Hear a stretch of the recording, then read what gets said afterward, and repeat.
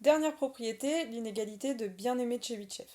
Cette inégalité, elle dit que la probabilité que x soit écarté de son espérance plus que epsilon, elle est inférieure à la variance de x sur epsilon carré. Alors c'est un peu logique que la variance intervienne, puisque là vous avez justement une propriété de dispersion par rapport à l'espérance. On regarde quand la distance entre les deux est plus grande que epsilon. Alors un exemple d'application, c'est l'exercice 8. Dans l'exercice 8, on lance un dé équilibré n fois de suite, et on note d'abord x, le nombre d'apparitions du 6.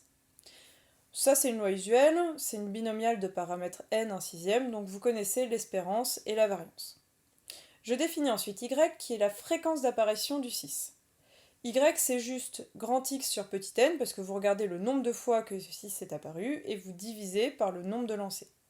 Donc on peut calculer l'espérance de Y et la variance de Y.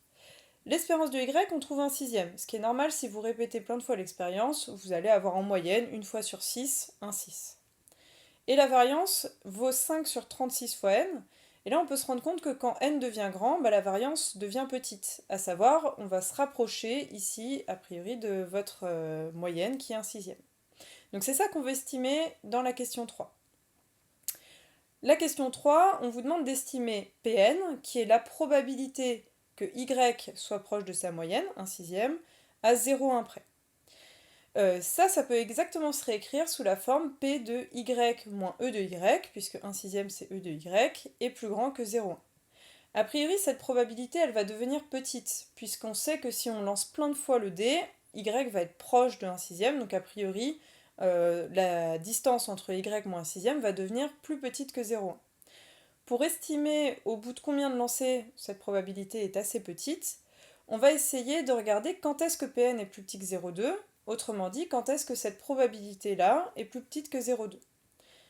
Pour faire ça, on va utiliser l'inégalité de bien-aimé de Chebyshev. On sait que cette probabilité-là, elle est plus petite que la variance de y sur 0,1 au carré.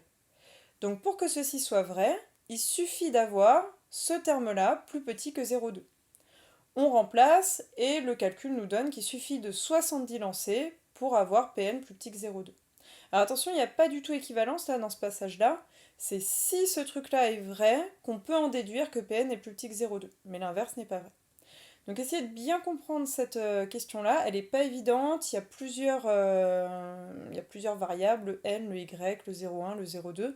Donc essayez de bien comprendre comment ça marche. Et toutes les questions vont ressembler à peu près à celle-ci.